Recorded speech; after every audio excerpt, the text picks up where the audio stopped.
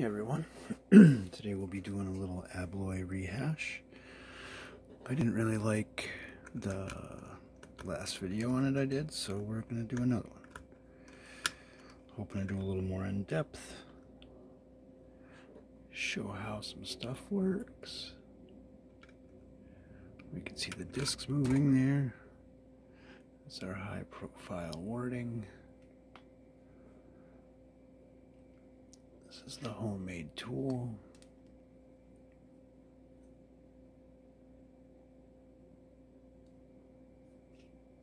Homemade tool was made out of some aluminum scraps I had gotten,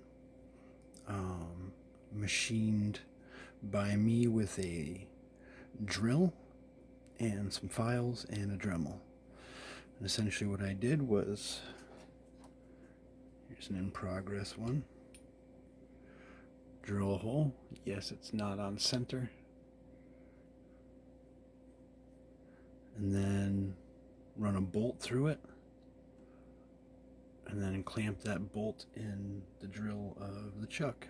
And then spin this, the bolt on one end. So that was the concept, to make my own lathe in the garage. And this is what I made with it. Said concept I called the Danger Lathe. Not for the faint-hearted. Power tools are scary. Don't try it at home unless you think you're able to do it, and you're not going to sue me. So anyways, we'll get back to the topic here of picking locks with homemade tools. So a lot of disc detainers, you're going to want to spin all of the discs. So we'll start by that, putting them all at their max cut or 5 cut position on Abloy.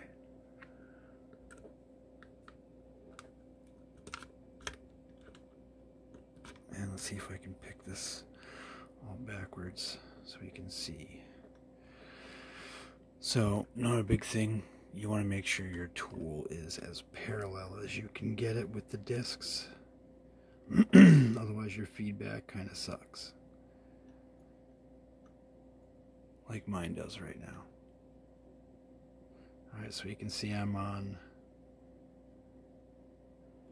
disc 3 from the bottom. And that's a false gate it starts in and goes right into a true gate.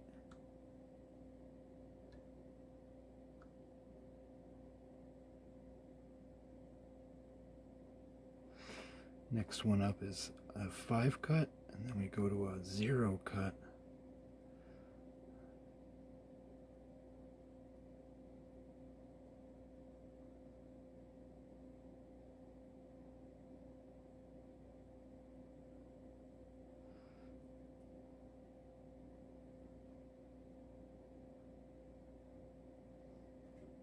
My tool's not, there we go, hopefully I'm up and where I'm supposed to be, and I just moved a disc I wasn't supposed to move. This is what happens when your tool is not parallel.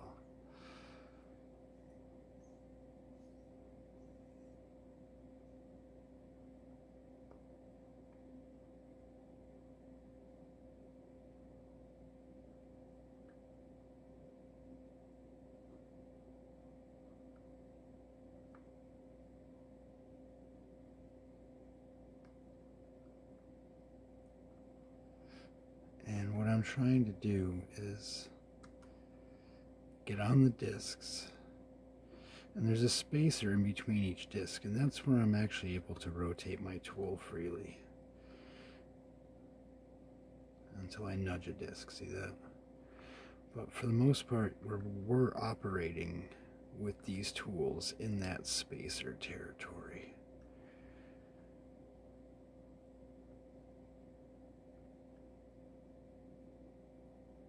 Alright, reset that.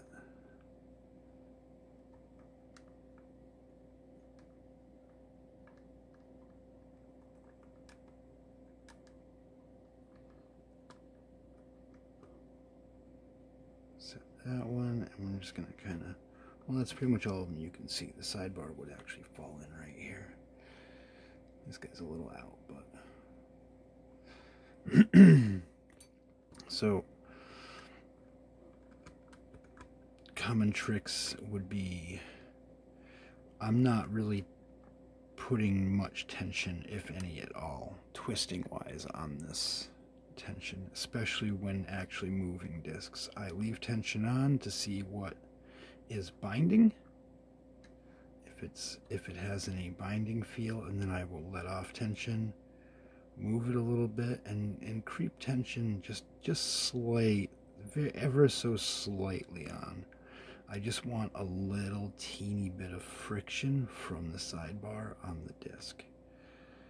And then we go to the spacer place where I can move my tool back, and then we drop into the next disc. Rinse and repeat until we get to the bottom or the top, whichever way you're working, or until everything's set into a gate.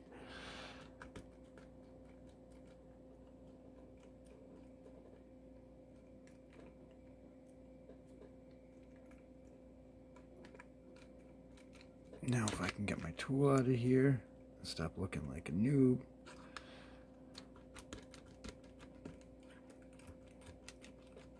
we will just pick it. Jesus, what happened here? What did I get myself into?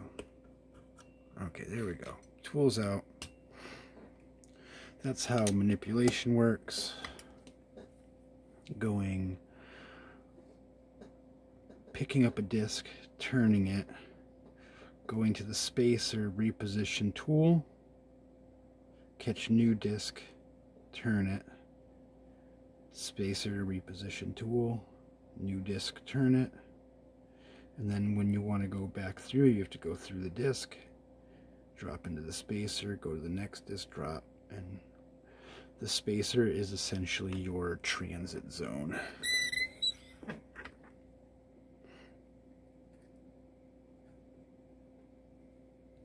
There's our full disc pack.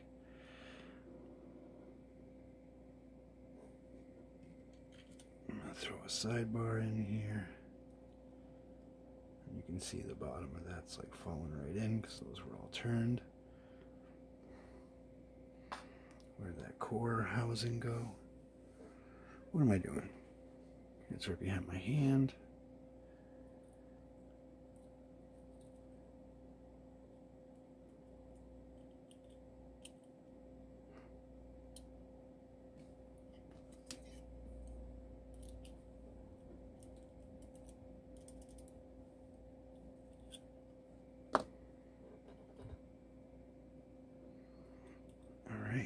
Let's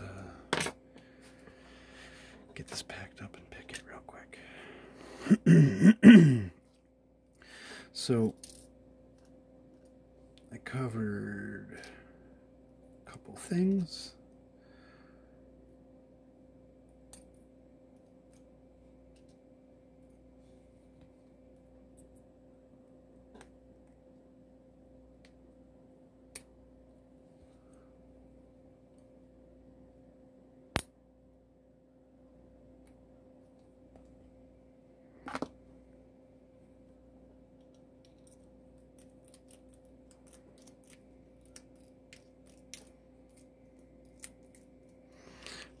In so we can see when the cam moves.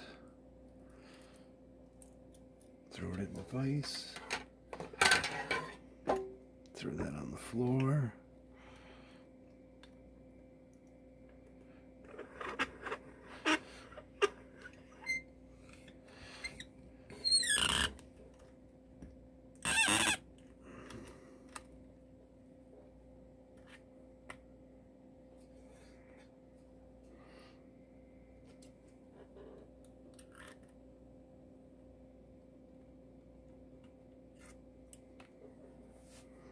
Let's navigate an Abloy.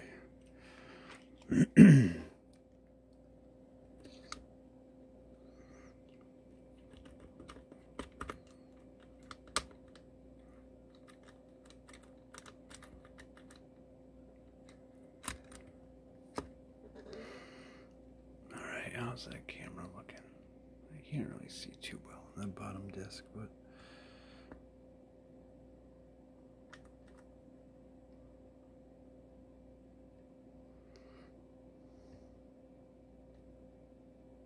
alright, we'll pick up the first disc. And it kind of goes free right there, so I'm going to leave it.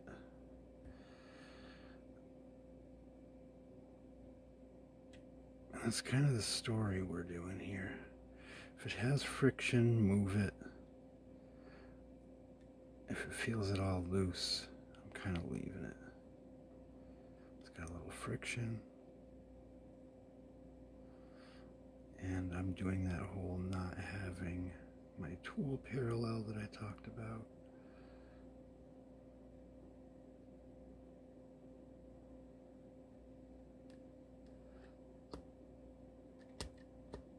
Alright, let's go back to the bottom.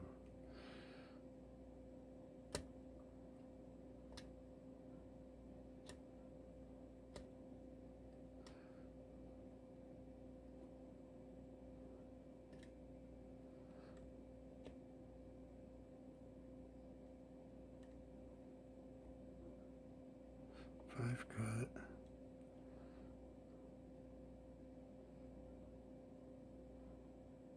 Zero cut.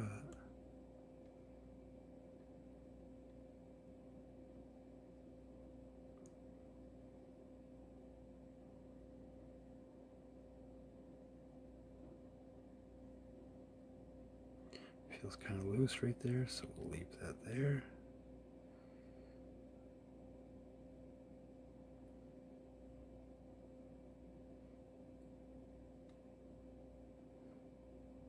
Not sure if I'm on the disc or not.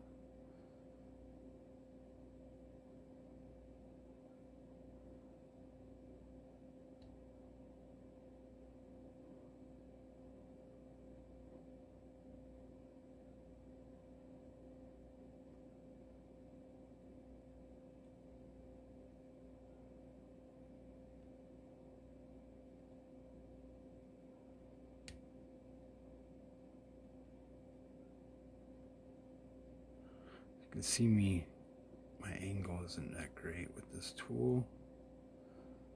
That's not good.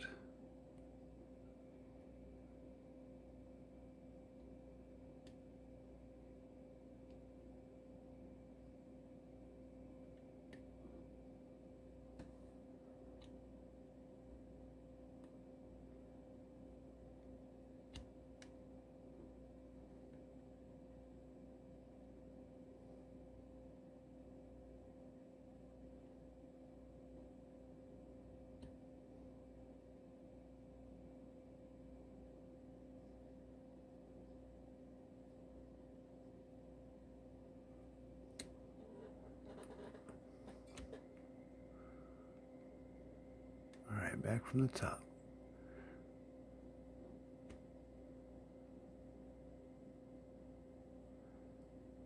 Lost count in there. Was trying to talk versus pay attention to what I'm doing, which always kind of screws me up.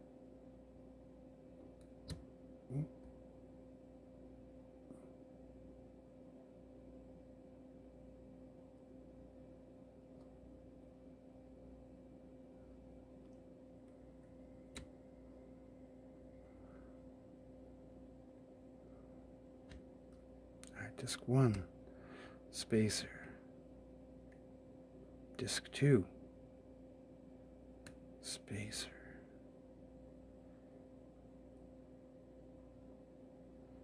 Where you at, disc 3? There you are.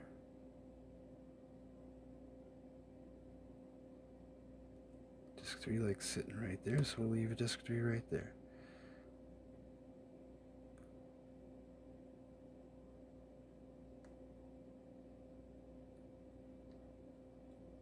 Puts a little jiggle and core movement, so I'll leave that disc there.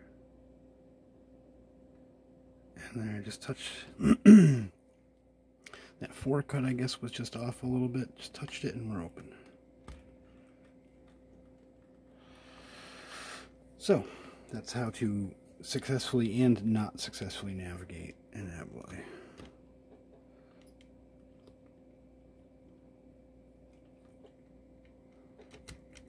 A little bit of crash coursing in there.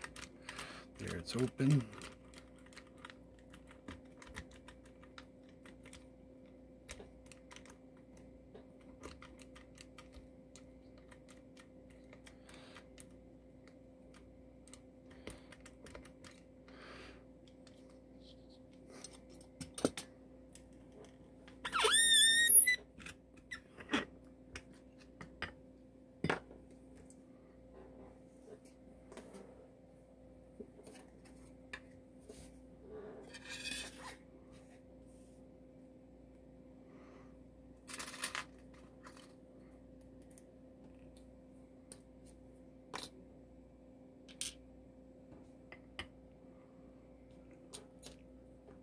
Alright, so don't always tension or watch your tension when you move discs. Normally you should just go completely off tension, but the slightest little teeny bit of tension helps get feedback.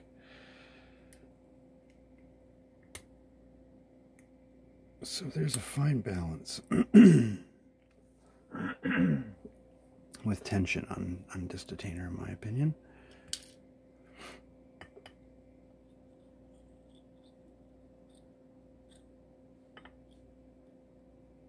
There's a sidebar. You already saw that. I didn't show in my video the actual sidebar groove here. So there it is. Throw this disc back on the table again.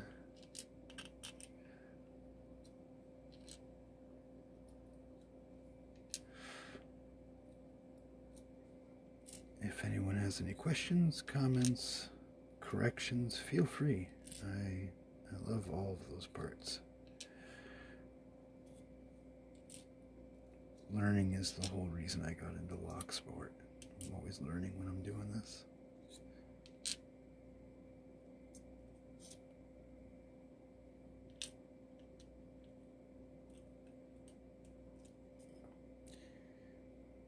And making a mess. I get to make a mess a lot of the times.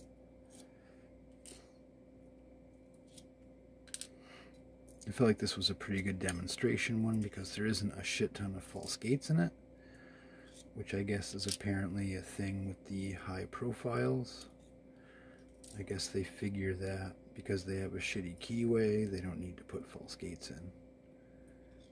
But obviously they should.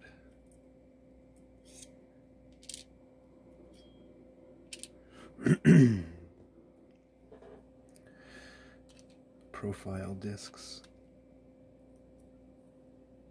add up to that. That's what you really got to get through.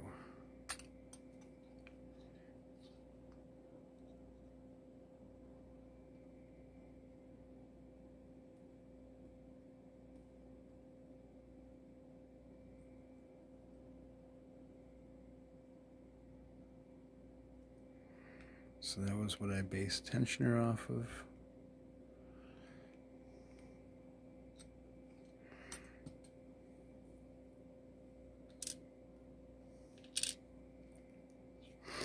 I think I already went through materials. Aluminum with scraps. The copper fitting right there is actually just an air hose fitting for impact or power tool or whatever.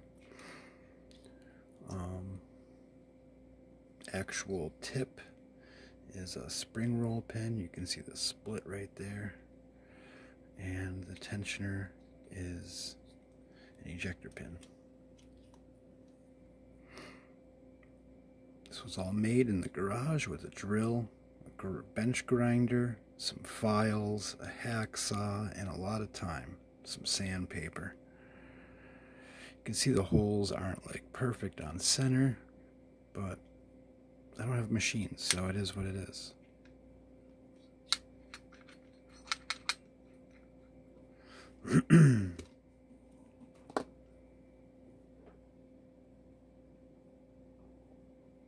The nice thing about picking Abloy is you are allowed to make some assumptions, in my opinion. All of the cuts are predictable. They don't have really random, crazy bitting patterns. Everything's just based on dividing up a circle. So you can make some assumptions when setting discs, in my opinion. Between a 1 and a 5 cut, there's only so many degrees. So if you move 8 or 9 degrees, that's about a cut. So 16 degrees-ish is like 2. You see where I'm getting at, where you can kind of park a disc at a 4 cut and be like halfway through the rotation. And you're either going to be stuck on the false gate, or you're going to be in a false gate or in the true gate. So, I mean, when running through Abloys, most of the time you're checking true gate versus false gate a lot more than I did in this lock. And by checking true gate to false gate, the sidebar will fall deeper. And we'll have a lot more wiggle in the true gate than in the false gate. It'll actually still feel really binding in the false gate, whereas in the true gate, it'll have a nice little jiggle to it. The jiggle test prevails in everything. Set elements like to move around a little bit. So that was my double time crash course, picking Abloy, disc detainer, tool making, yakety schmack. I'm at home, I can make a better video, no one's sleeping. Cheers, everybody. Hope you, that was probably way out of focus.